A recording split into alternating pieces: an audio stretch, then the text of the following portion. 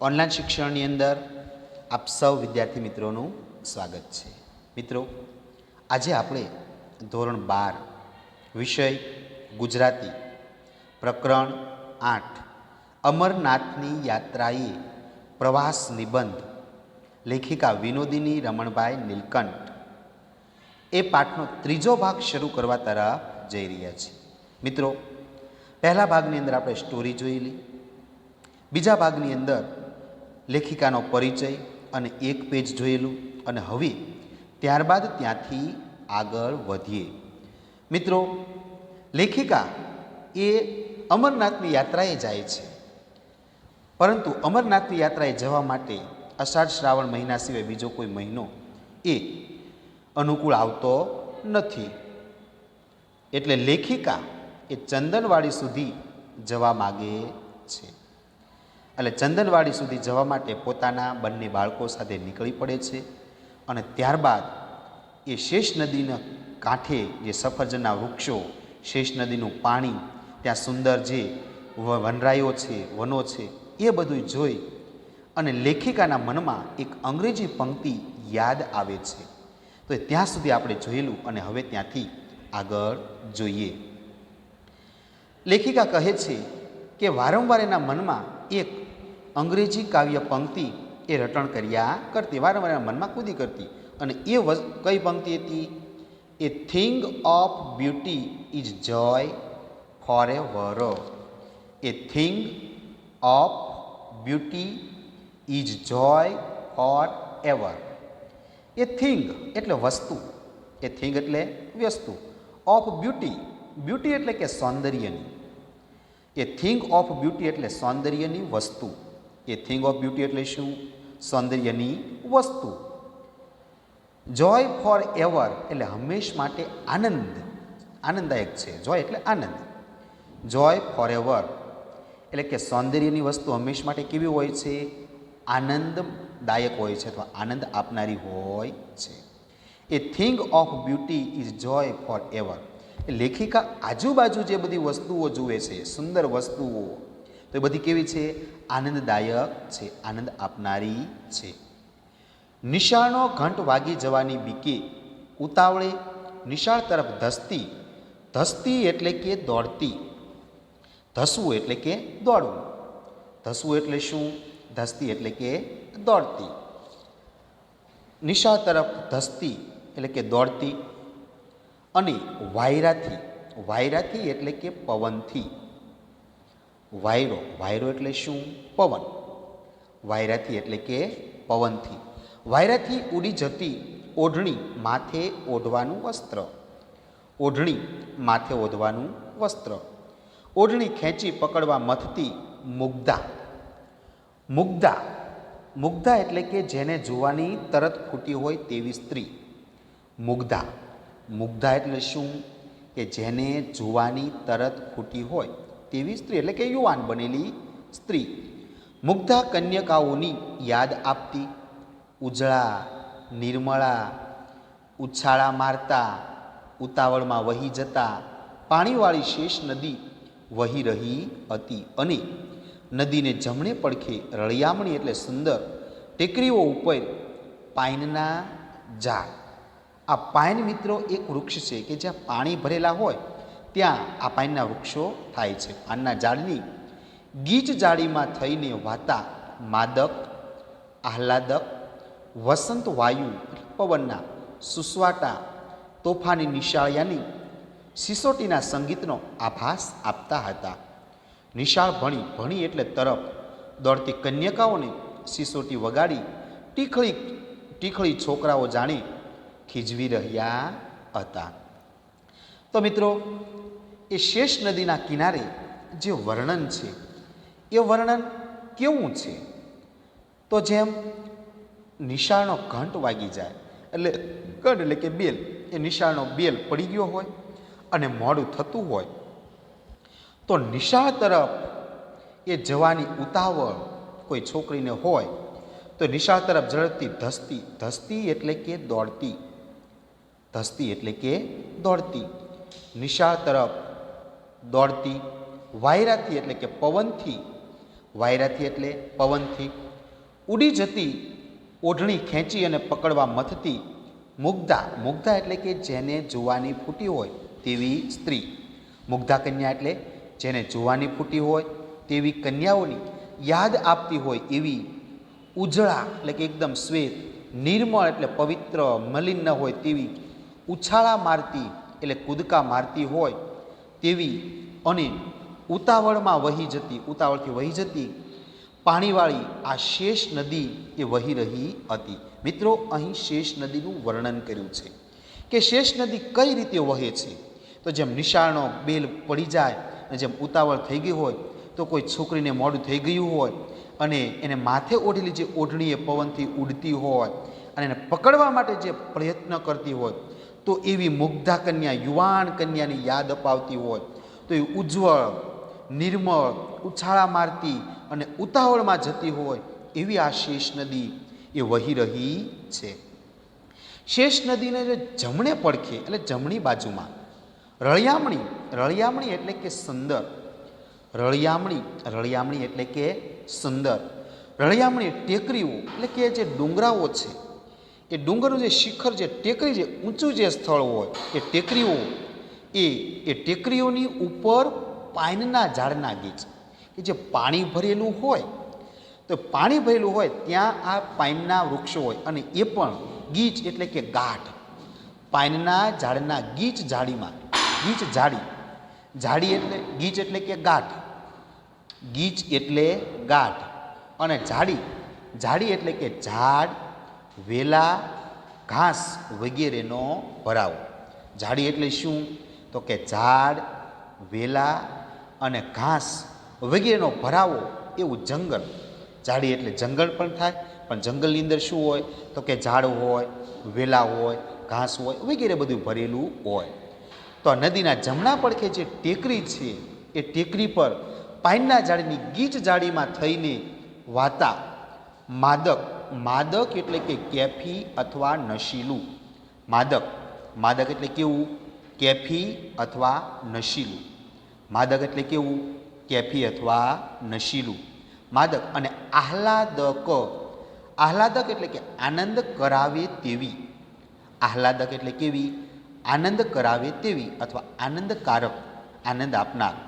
આહલાદક, આનંદ કરાવે તેવી વસંત વાયુના, એટલે કે વસંત ઋતુના વાયુ, વાયુ એટલે પવન, વસંત ઋતુના પવનના સુસવાટા, સુસવાટા એટલે પવન જે વાય, એ પવનનો જે અવાજ આવે એને સુસવાટા કહેવાય.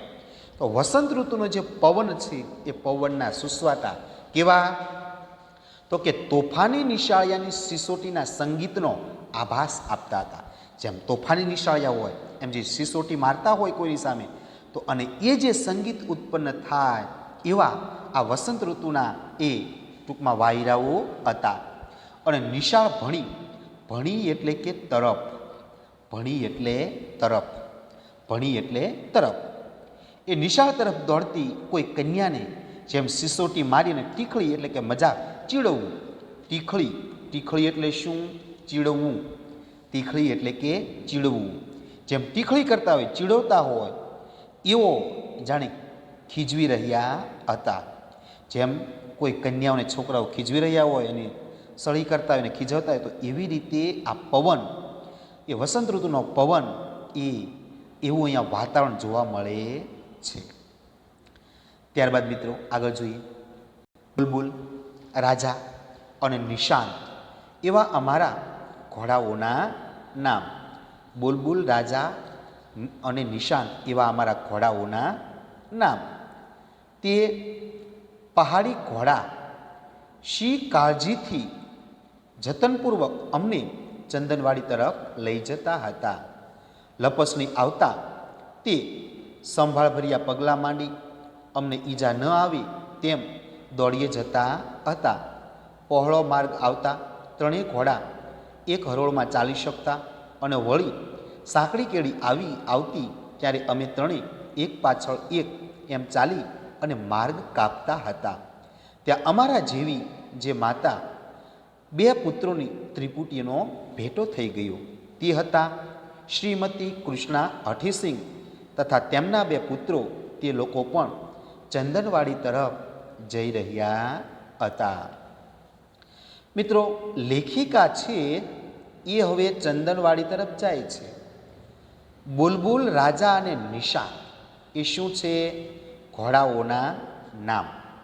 લેખિકાના જે ઘોડા જેણે પસંદ કર્યા એ ઘોડાઓના નામ શું હતા? બુલબુલ, રાજા અને નિશાન. મિત્રો, એક માર્કની અંદર પ્રશ્ન પૂછાય કે બુલબુલ, રાજા અને નિશાન એ કોના નામ છે? ઘોડાઓના. અથવા લેખિકા અને એના બાળકોના જે ઘોડાઓ છે ઘોડાઓના નામ જણાવો. તો શું? બુલબુલ, રાજા અને નિશાન. તે પહાડી ઘોડા. પહાડી એટલે કે પહાડ, ડુંગર. પહાડી ઘોડા શી કાળજીથી, એટલે કે બરોબર કાળજીપૂર્વક, જતનપૂર્વક, કાળજીથી અથવા જતનપૂર્વક બરાબર ધ્યાન રાખીને એ કાળજીથી અમને ચંદનવાડી તરફ લઈ જતા હતા. આ પહાડી જે ઘોડાઓ છે એ બરાબર કાળજીપૂર્વક, જતનપૂર્વક એ લેખિકાને પોતાની ઉપર બેસાડી અને ચંદનવાડી તરફ લઈ જતા હતા. લપસણી એટલે કે પગ લપસે તેવું. લપસણી એટલે શું? પગ લપસે તેવું. એ ક્યાંક આવે તો એ સંભાળભર્યા પગલાં માંડતા.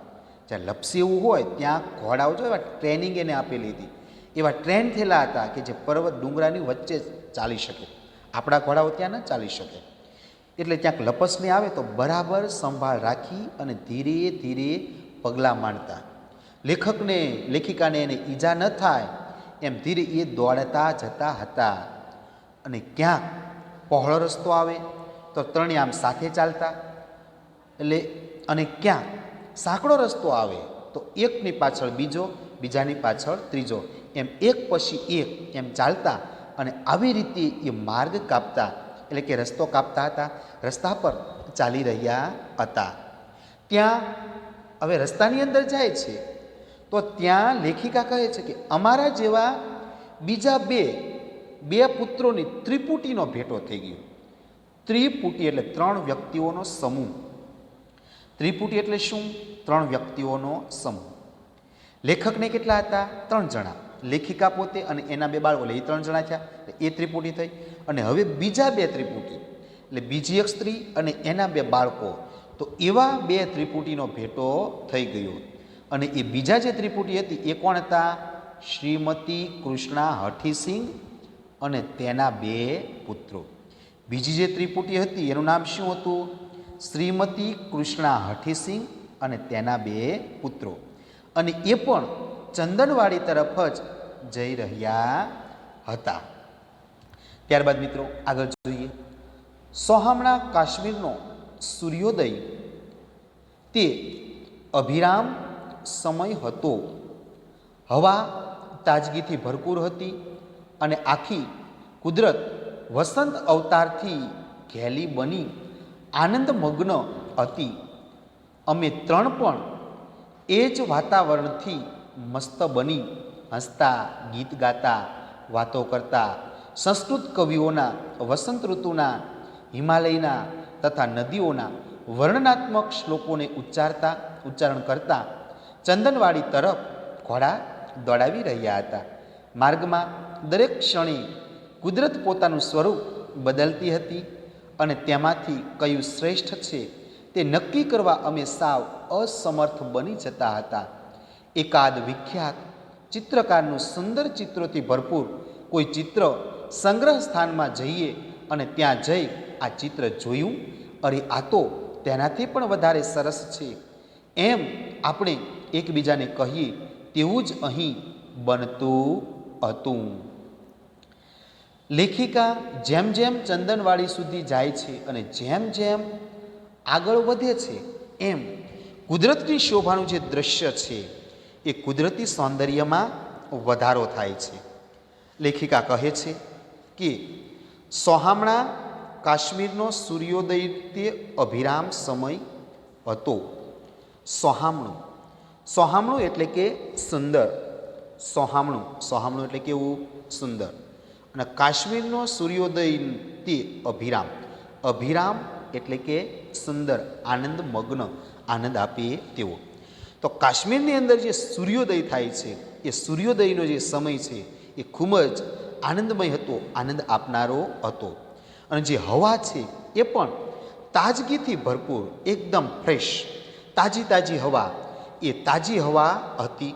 અને આખી જે કુદરત, જે ત્યાંનું જે દ્રશ્ય છે, જે કુદરતી બધા જે દ્રશ્યો છે, તો એ પણ કેવા વસંત ઋતુના અવતારથી, વસંતના અવતારથી એ ઘેલી, ઘેલી એટલે કે ગાંડી, ઘેલી એટલે કેવી ગાંડી, એ ત્યાંની જે હવા છે એ વસંતના અવતારથી એ ગાંડી બની અને આનંદમગ્ન હતી, એકદમ આનંદ આપનારી હતી. લેખિકા કહે છે કે અમે ત્રણેય જણા આ વસંત વાતાવરણથી એ મસ્ત બની, હસતા, ગીત ગાતા, વાતો કરતા. સંસ્કૃત કવિઓએ જે વસંત ઋતુનું જે વર્ણન કર્યું છે અને હિમાલયનું જે વર્ણન કર્યું છે તથા નદીઓનું જે વર્ણન કર્યું છે, તો એવા વર્ણનાત્મક જે શ્લોકો છે એ શ્લોકોનું ઉચ્ચારણ કરતા એ કહે છે કે અમે ચંદનવાડી તરફ એ પોતાના ઘોડા એ દોડાવી રહ્યા હતા. રસ્તાની અંદર માર્ગ એટલે રસ્તો, માર્ગ એટલે કે રસ્તો. માર્ગમાં દરેક ક્ષણે, ક્ષણે એટલે કે દરેક સમયે સમયે એ કુદરત એ પોતાનું જે સ્વરૂપ, એ પોતાનું રૂપ એ બદલતી જતી હતી. અને તેમાંથી કયું સ્વરૂપ શ્રેષ્ઠ છે એ નક્કી કરવો એ સાવ અસમર્થ, એટલે કે સમર્થ નહોતા, સમર્થ ન હોવું તે. કોઈ પણ કાર્ય માટે શક્તિશાળી ન હોય, સમર્થ ન હોય, એટલે કે અસમર્થ બની જતા, એટલે સમર્થ રહેતા નહોતા. એટલે કયું સારું છે અને કયું ખરાબ છે એ નક્કી કરી શકતા નહોતા. એકાદ વિખ્યાત, વિખ્યાત એટલે કે જાણીતા, વિખ્યાત એટલે કે જાણીતા ચિત્રકારના સુંદર ચિત્રોથી ભરપૂર કોઈ ચિત્ર સંગ્રહાલયની અંદર, સંગ્રહાલય કે જ્યાં ઘણી બધી જે વસ્તુઓ હોય એ વસ્તુઓને સંગ્રહવામાં આવે તેવું જ્યાં સંગ્રહાલય. સંગ્રહ સ્થાન એટલે શું? કે જ્યાં દેશ પરદેશની જાણવા અને જોવા જેવી વસ્તુઓ એકઠી કરી હોય તે સ્થાન, એને કહેવાય સંગ્રહ સ્થાન. સંગ્રહ સ્થાન એટલે શું? જ્યાં દેશ પરદેશથી જાણવા અને જોવા જોગ વસ્તુઓ જ્યાં એકઠી કરી હોય તે સ્થળ, તો એને કહેવાય સંગ્રહ સ્થાન. એટલે સંગ્રહ સ્થાનમાં જઈને અને ત્યાં જઈને જોઈએ કે ભાઈ આ ચિત્ર જોયું, તો સંગ્રહાલયમાં ચિત્રો એક કરતાં એક વધારે સારા, સુંદર જ હોય, એક કરતાં એક ચડિયાતું સુંદર હોય. અરે આ તો એનાથી પણ વધારે સુંદર છે. અને આપણે એકબીજાને કહીએ તેવું અહીંયા કુદરતી દ્રશ્યોમાં બનતું. જેમ સંગ્રહ સ્થાનની અંદર ઘણી બધી વસ્તુઓ એક કરતાં એક ચડિયાતી હોય, એમ અહીંયા લેખિકા જ્યારે ચંદનવાડી જાય છે તો ત્યાં કુદરતી જે બધા દ્રશ્યો છે, એ સુંદર દ્રશ્યો છે, એ દ્રશ્યો એક કરતાં એક ચડિયાતા હતા. અને એમાંથી કયું શ્રેષ્ઠ છે એ નક્કી કરવું એ કેવું અસમર્થ બની જતા હતા. ત્યારબાદ મિત્રો આગળ જોઈએ. રસ્તે ચાલતા ઝાડ, ફૂલ અને વન પંખીઓના નામ જાણવાની તક મળતી ન હતી. પણ ખરું પૂછો તો તે નામ ન જાણવાથી અમારી તૃપ્તિ એટલે ઈચ્છામાં ઉણપ પણ આવતી ન હતી. ખળખળાટ વહી જતા અને શેષ નદીમાં પોતાનું પાણી ઠાલવતા વહેળા એટલે કે સાંકળો પાણીનો પ્રવાહ, વહેળા એટલે કે નાનો પ્રવાહ, વહેળા એટલે શું? નાનો પાણીનો પ્રવાહ. વહેળા તેમજ હૈયાનો ઉલ્લાસ એટલે આનંદ સંગીત દ્વારા વ્યક્ત કરતા નાના શા ઝરણા, એટલે નાના નાના એવા ઝરણા અમારા માર્ગ આડે વારંવાર આવતા હતા. પાણી પીવાને બહાને અમારા પહાડી ઘોડા પણ પળવાર માટે ઠમકીને આ હિમસુતાઓના સૌંદર્યનું પાન કરી લેતા હતા.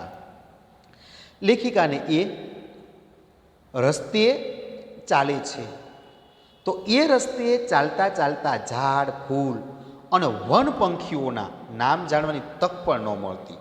કારણ અલગ અલગ પ્રકારના વૃક્ષો, ફૂલો, નવા નવા વનની અંદર રહેતા બધા પંખીઓ એ ઘણા બધા હતા. એટલે એમના નામ કયા છે એ નામ જાણવાની તક પણ એ લેખિકાને એને મળતી નહોતી. પણ ખરું પૂછો તો એ નામ જાણવાની લેખિકા કહે છે કે અમારી તૃપ્તિ એટલે ઈચ્છા, તૃપ્તિ એટલે કે ઈચ્છા. અને ઉણપ, ઉણપ એટલે કે ઓછપ, ઉણપ એટલે ઓછપ. તૃપ્તિ એટલે ઈચ્છા અને ઉણપ એટલે ઓછપ. અમારી ઈચ્છામાં ઉણપ પણ નહોતી, ઈચ્છા નહીં, અમારી જે ઈચ્છા છે એમાં ઓછપ પણ નહોતી. કારણ કે ખળખળાટ વહી જતા અને એ શેષ નદીમાં પોતાનું પાણી ઠાલવતા હોય એવા વહેળા, વહેળા એટલે કે નાનો પાણીનો પ્રવાહ, વહેળા એટલે નાનો એવો પાણીનો પ્રવાહ, એ શેષ નદીની અંદર પોતાનું પાણી જે ઠાલવતા હોય એ નાના નાના વહેળા, તેમજ હૈયાનો ઉલ્લાસ, ઉલ્લાસ એટલે આનંદ, એ હૈયાનો આનંદ એ સંગીત દ્વારા વ્યક્ત કરતા નાનાશા ઝરણા એટલે કે નાના એવા ઝરણા, નાનાશા ઝરણા એટલે કે નાના એવા ઝરણા અમારા માર્ગ એટલે કે રસ્તે, માર્ગ એટલે કે રસ્તામાં એ વારંવાર આડા આવતા હતા. એટલે રસ્તાની અંદર એ નાના નાના પાણીના પ્રવાહ વહેતા હોય એવા વહેળા આવતા હતા અને શેષ નદીની અંદર એ પોતાનું પાણી એ ઠાલવતા હતા. પાણી પીવાને બહાને અમારા પહાડી ઘોડા કે જે ડુંગરા પર, જે પર્વત પર જે ચાલતા હોય એ ઘોડા પણ પળવાર, પળવાર એટલે કે થોડો સમય, પળવાર, પળવાર એટલે કે થોડા સમય માટે, પળવાર એ ઠમકીને, આ ઠમકીને એટલે કે ઊભા રહીને, એવો ઈશારો કરીને ઠમકીને હિમસૂતાઓના, હિમસૂતા એટલે હિમ નદીઓ, હિમ એટલે બરફ અને સૂતા એટલે પુત્ર અથવા પુત્રીઓ, પણ અહીંયા આપણે અર્થ લેવાનો છે હિમ નદીઓ, હિમસૂતા એટલે હિમ નદીઓ, હિમસૂતાઓના એટલે કે બરફમાંથી જે નદીઓ જે નીકળે છે એ હિમ નદીઓના સૌંદર્યનું પાન કરી લેતા હતા. એટલે બરફમાંથી જે નદીઓનું જે પાણી નીકળે છે એ પાણીઓ પીવા એ ઘોડાઓ પણ થોડી વાર માટે ત્યાં થંભી જતા હતા, ઊભા રહી જતા હતા. આગળ જતા અમારો માર્ગ એકદમ ઊંચાણમાં આવી ગયો અને શેષ નદી દૂર રહી ગઈ. બરફ ઉપર થઈને વારંવાર પસાર થવું પડતું હતું. બરફ અગર સુશોભિત વનરાજીથી વિરાજમાન, વનરાજીથી એટલે કે વનોથી, અને વિરાજમાન એટલે શોભતા, વિરાજમાન એટલે શોભતા ઊંચા નીચા શિખર, ચોપાચ એટલે કે ચારે બાજુ અથવા આજુબાજુ, ચોપાચ એટલે કે ચારે બાજુ નજરે પડ્યા કરતા હતા. ત્યાં અરે એકાએક આ એક કેવું દ્રશ્ય નજરે ચડ્યું. તાજુબ બનીને, તાજુબ બની એટલે કે નવાઈ પામીને, આશ્ચર્યચકિત બનીને, જાણે સંકેત ન કરી મૂક્યો હોય એટલે કે ઈશારો ન કરતા હોય એમ અમે ત્રણે એકી સામટા ઘોડા થંભાવી ઊભા રહી ગયા. ઊંચા પહાડ ઉપરની વાંકી ચૂકી અને સાંકડી પગદંડી ઉપરથી અમારો માર્ગ ચાલ્યો જતો હતો. નીચે ઊંડાણમાં ખડકો ઉપરથી કૂદકા મારતી, કોઈકવાર વધુ ઊંચેથી ભૂસકા મારતી, ઉતાવળે દોડતી, નાચતી, ગાતી અને હસતી ઉન્માદીની તરંગવતી શેષ નદી જાણે મુગ્ધત્વ અને યૌવનની અધવચ્ચે ઊભેલી વનની મધુશ્રી જેવી ભાસતી હતી એટલે દેખાતી હતી. ત્યાં ત્યાં આ કેવું ગજબનું રૂપાંતર, ત્યાં કેવું ગજબનું રૂપાંતર. તેનું નામ અર્ઘન. અમારે જમણે હાથે માઇલો સુધી ઘણું વિસ્તૃત તેવું તદ્દન છપાટ લીલુંછમ મેદાન હતું. તેનું નામ હતું અર્ધન. અર્ધનના મેદાનમાંથી ડાહી, ઠાવકી, શાણી અને ઠરેલ શેષ નદી પહોળે પટે શાંતિથી વહી જતી. ઉઘાડું માથું અને ઉડતી ઓઢણીવાળી તોફાની કન્યકા પિતાનું ઘર છોડી સાસરે આવતા વિનમ્ર બની માથે સાડલો ઓઢી, છેડો ઠીકઠાક રાખી જાણે ગંભીર અને ભારેખમ બની ગઈ હોય, બની ગઈ હતી. નદીને કાંઠે અસંખ્ય ફૂલ ખીલી ઉઠ્યા હતા. તે સ્થળેથી ખસવાનું અમને મન થતું નહોતું. તે સ્થળેથી અમને ખસવાનું મન થતું નહોતું.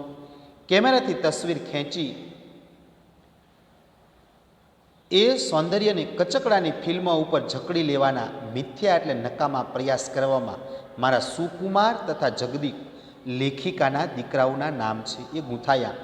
હરઘરના તે મેદાન ઉપર તંબુઓ તાણીને વસવાટ કરવાની શક્યતા વિશે અમે ખૂબ હવાઈ કિલ્લા બાંધ્યા. હવાઈ કિલ્લા બાંધવા એટલે કે મનમાં ખોટા વિચારો કરવા. અમારા પાંચમાંથી 2 જણને આ અલૌકિક શોભાભર્યું દ્રશ્ય જોવાનું રહી ગયું. તેથી અમે ત્રણેય ઘણો જીવ બાળ્યો.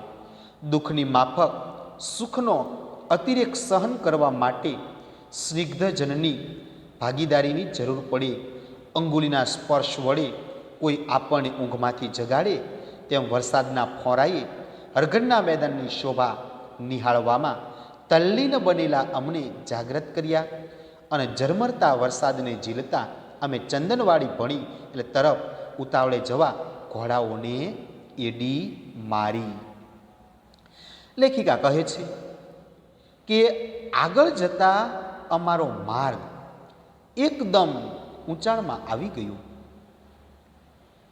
કારણ જેમ જેમ લેખકને એ આગળ આગળ જાય છે એમ પોતે પર્વત ઉપર ચડતા જાય છે અને એ શેષ નદી પાછળ પાછળ દૂર રહી જાય છે.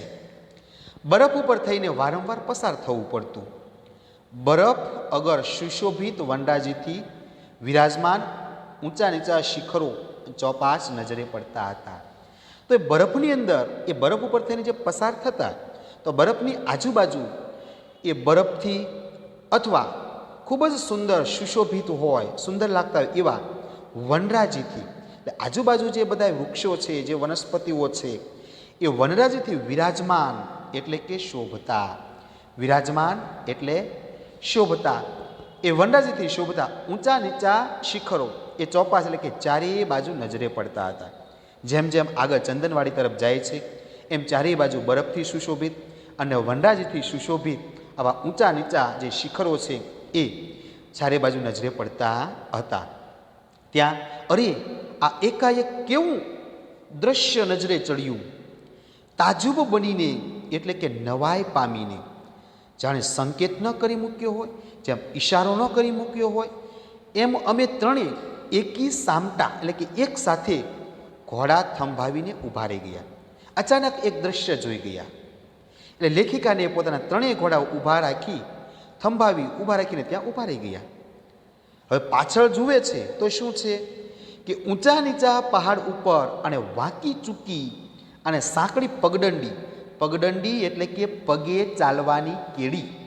પગદંડી એટલે કે પગે ચાલવાની કેડી પગથી. પગદંડી ઉપરથી અમારો માર્ગ ચાલ્યો જતો હતો.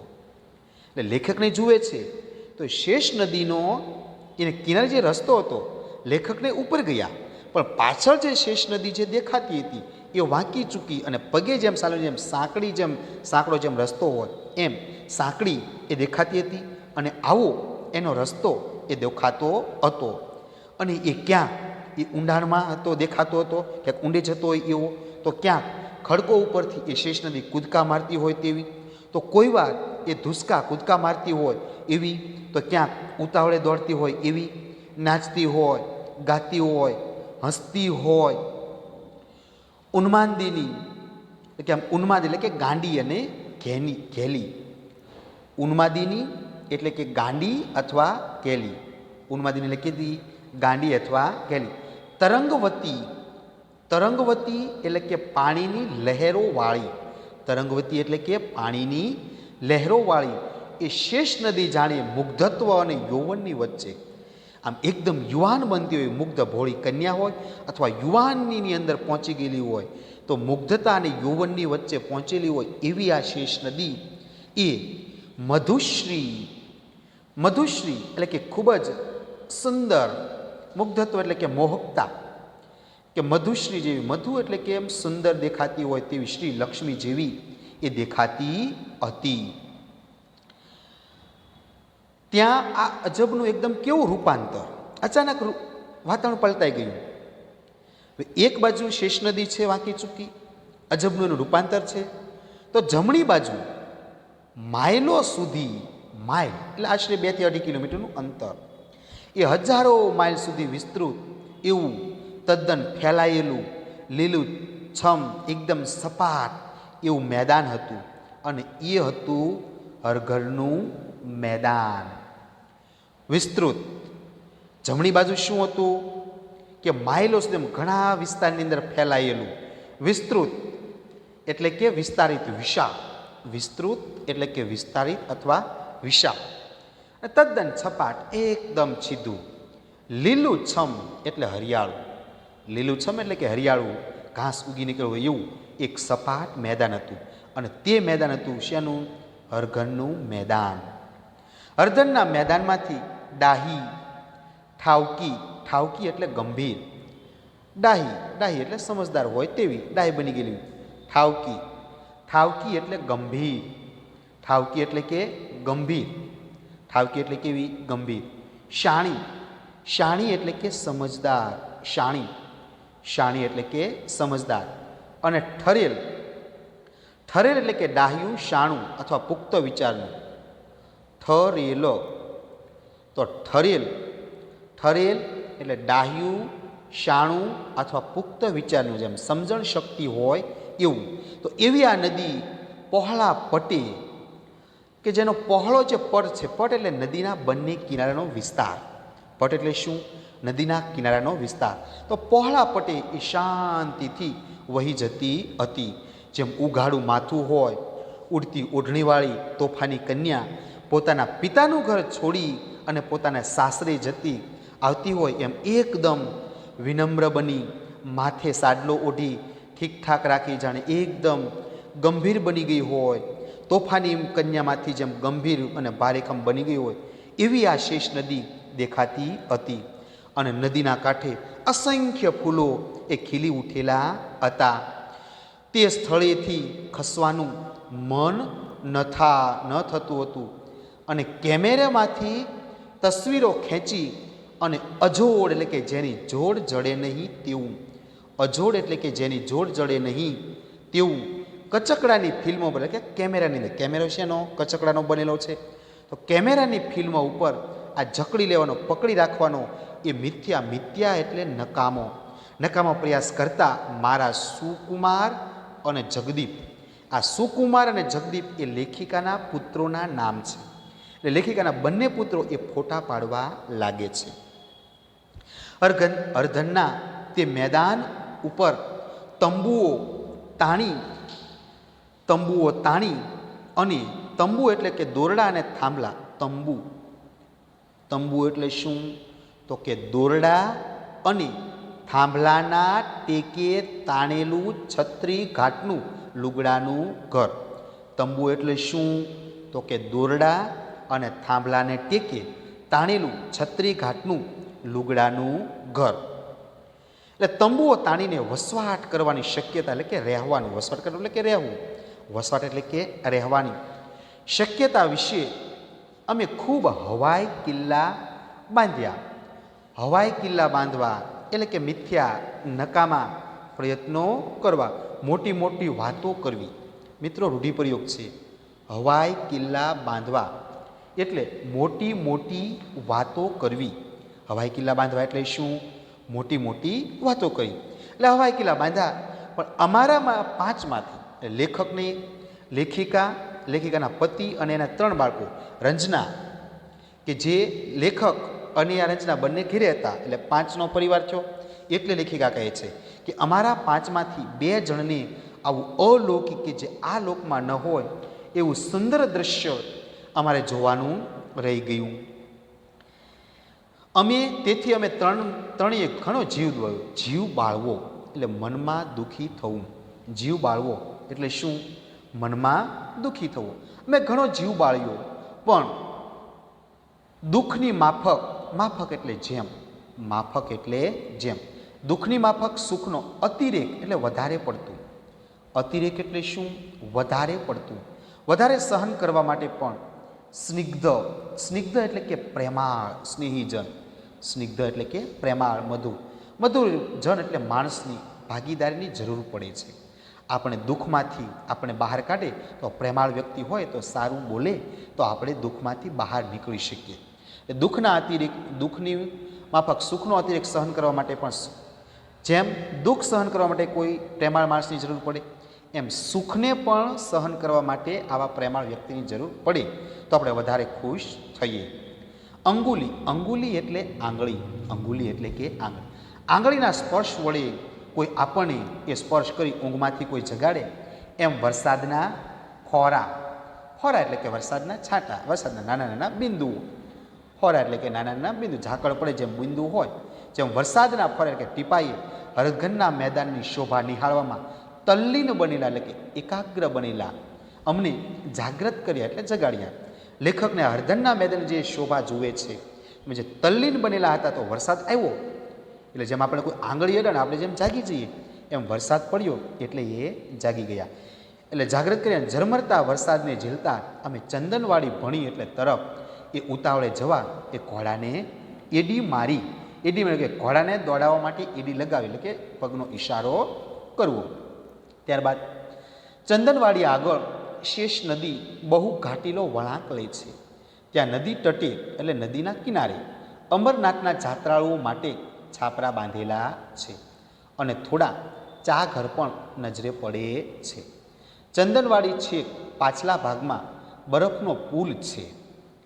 પર્વતની ઉપર જામી ગયેલા બરફની ગુફામાંથી બરફની અંદર કુદરતી ગોળાકાર બાકોરું છિદ્ર પાડેલું શેષ નદી ચંદનવાડી તરફ વહેતી આવે છે. ઉનાળો ઉગ્ર બનતા આ બરફનો પુલ કદાચ ઓગળી જતો હશે.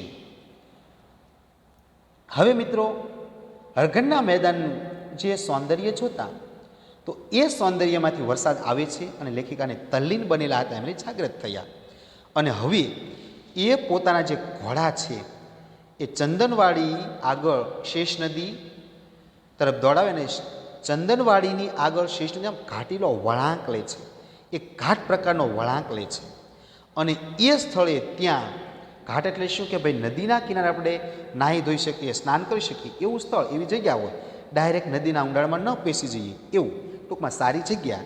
એટલે નદીના કાંઠે આ જે ઘાટીલો વળાંક છે શેષ નદીનો, તો એ નદીના કાંઠે જે અમરનાથની યાત્રાએ જે લોકો જાય એના માટે આરામ કરવા માટે અહીંયા છાપરા બાંધેલા છે, હોટલની વ્યવસ્થા કરવામાં આવેલી છે અને થોડા ઘણા ચા ઘર એટલે કે ચાની હોટલો, ચાની દુકાનો પણ આપણે નજરે પડે છે. ચંદનવાડીની છેક પાછલા ભાગની અંદર શું છે? બરફનો પુલ, બરફનો પુલ બનેલો છે, આપણે ઉપર ચાલી શકીએ તેવો અને પર્વતની ઉપર જામી ગયેલા બરફની ઉપર થઈ અને અંદર કુદરતી ગોળાકાર બાકોરું, બાકોરું એટલે છિદ્ર, બાકોરું એટલે શું? છિદ્ર પાડી શેષ નદી ચંદનવાડી તરફથી ઉતાવળે વહે છે. તો આ બરફનો જે પુલ છે એ બરફના પુલની વચ્ચે થઈ અને શેષ નદી છિદ્ર પાડી અને એ બરફના પુલમાંથી નીકળે છે અને ચંદનવાડી તરફ આ શેષ નદી વહીને આવે છે. જ્યારે ઉનાળો આવે તો ઉનાળાની અંદર ઉગ્ર બને એટલે કે કડક બને તો એ આ બરફનો જે પુલ છે એ ઓગળી જાય અને તેથી કદાચ તૂટી પણ જતો હશે. તો અહીંયા ચંદનવાડીની અંદર વર્ણન છે બરફના પુલનું. ત્યારબાદ નદીના કાંઠા ઉપર એક શાંત એકાંત સ્થળ પસંદ કરી અમે ત્રણેય ત્યાં બેઠા. ભાથામાં આણેલી ગરમ વાનગીઓ ઠંડી પડી ગઈ હતી અને ઠંડી વાનગીઓ ગરમ બની ગઈ હતી અને કેટલીક વાનગીઓનું સ્વરૂપ એવું તો પલટાઈ ગયું હતું કે તે કઈ ચીજ છે તે પારખવું એટલે કે ઓળખવું યોગ બળથી જ કદાચ શક્ય બને. દરરોજ ભાવ્યું ન ભાવ્યુંની ચિકાશ કરનારા બંને છોકરાઓ તે દિવસે હવામાં ઘોડાદોડની લાંબી મજલ એટલે કે મુસાફરી થવાથી તે વિચિત્ર અને નામ ન આપી શકાય તેવું ભોજન આનંદથી આરોગી ગયા. લેખિકા કહે છે કે હવે પોતે ચંદનવાડી તો પહોંચી ગયા તો એ શેષ નદીના કાંઠે, નદીના કાંઠા ઉપર એક શાંત એકાંત કે જ્યાં કોઈ ન હોય તેવું એકાંત સ્થળ પસંદ કરી અને લેખિકા અને એના બંને દીકરાઓ એટલે કે આ ત્રણેય જણા ત્યાં બેસે છે. ભાણામાં એટલે કે ભાથાની અંદર, ભાણાની અંદર એટલે કે ભાથાની અંદર એ લાવેલી જે ગરમ વાનગીઓ હતી, જે થર્મોસની અંદર જે ચા કોફી જે હતું એ ગરમ વાનગીઓ કેવી ઠંડી થઈ ગઈ હતી અને જે ઠંડી વાનગીઓ જે હતી એ પાછી કેવી ગરમ બની ગયેલી હતી. અને કેટલીક વસ્તુઓનું તો સ્વરૂપ જ બદલાઈ ગયેલું કે કઈ વસ્તુ છે એ આપણે ઓળખી જ ન શકીએ. તો એવું એ પલટાઈ ગયું એટલે કે બદલાઈ ગયેલું. પલટાવું એટલે કે બદલાઈ જવું. તો એવું એવું સ્વરૂપ બદલાઈ ગયું હતું. અને તે કઈ ચીજ એટલે કે કઈ વસ્તુ છે એ પારખવું એટલે ઓળખવું. પારખવું એટલે કે ઓળખવું એ યોગ બળથી જ એ શક્ય બને કે આપણામાં જો યોગનું બળ હોય તો જ આપણે એને ઓળખી શકીએ કે આ કઈ વસ્તુ છે. ઘરે દરરોજ ભાવ્યું ન ભાવ્યું એવી ચિકાશ કરનારા એ બંને છોકરાઓ તે દિવસે એક તો તાજી હવામાં ઘોડાઓની લાંબી મજલ, મજલ એટલે મુસાફરી, મજલ એટલે કે એક દિવસની મુસાફરી, એ આખા દિવસની ઘોડાની ઉપર બેઠેલા મુસાફરી કરેલી અને તેથી વિચિત્ર એટલે કે અલગ જ પ્રકારના અને નામ ન આપી શકાય તેવું એવા ભોજન એ આનંદથી આરોગી ગયા એટલે કે જમી લીધું, ખાઈ ગયા. ત્યારબાદ જોઈએ વળી પાછો વરસાદ થયો.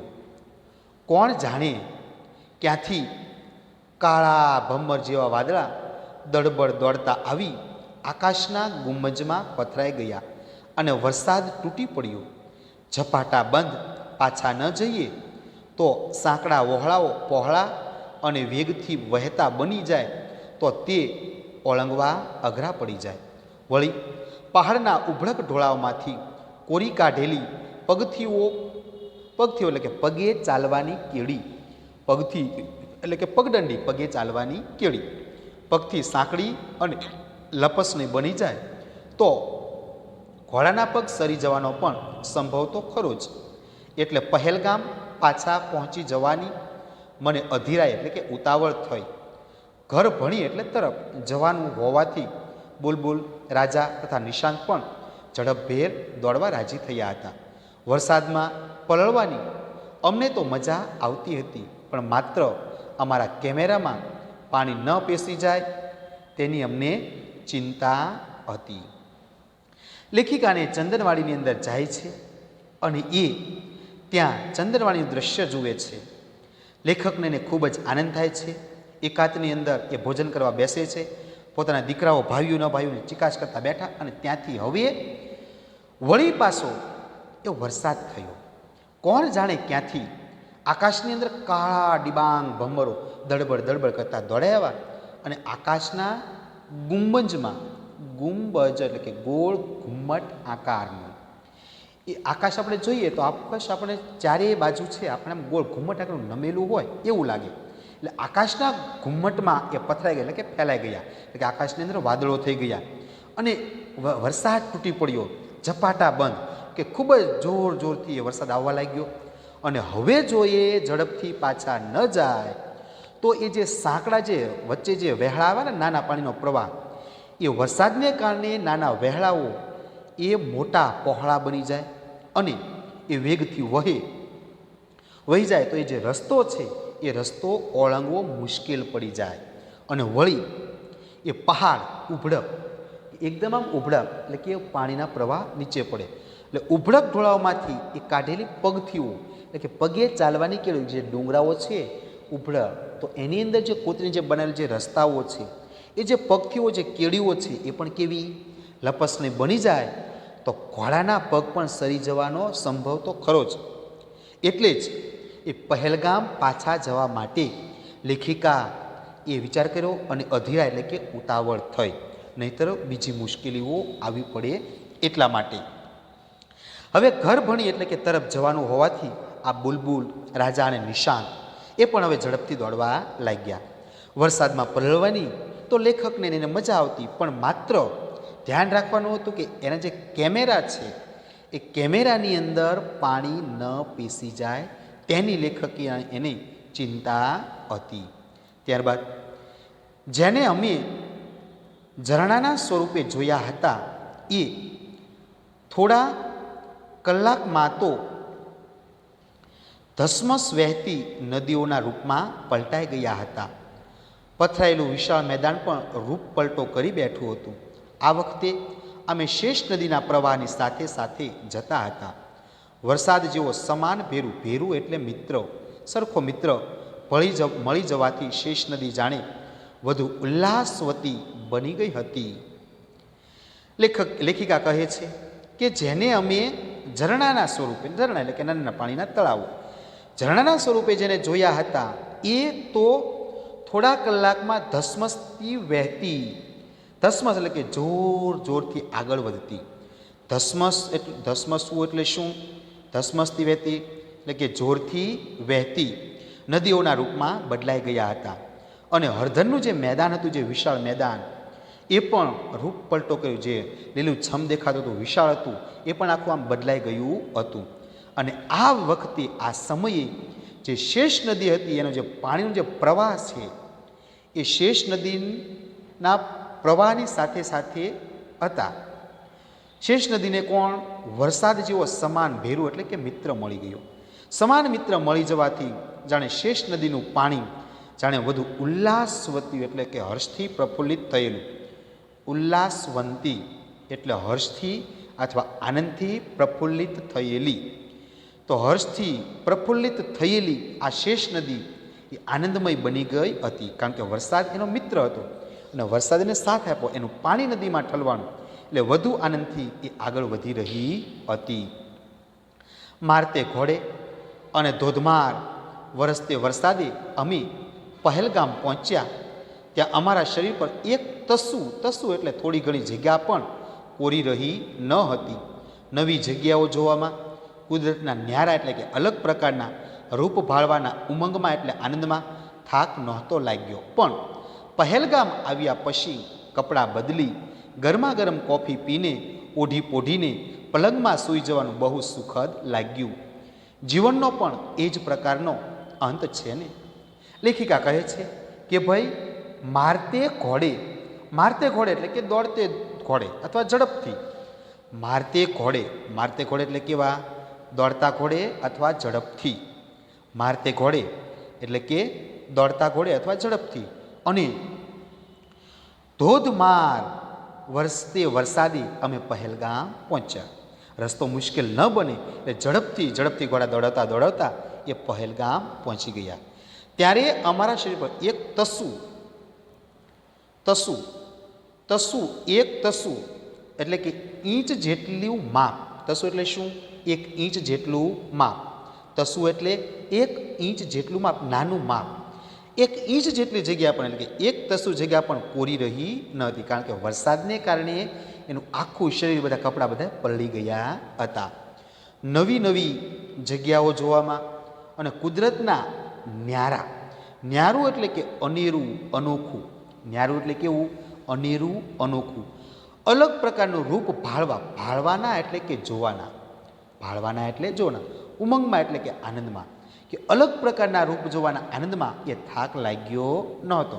નહીંતર આપણને થાક લાગે.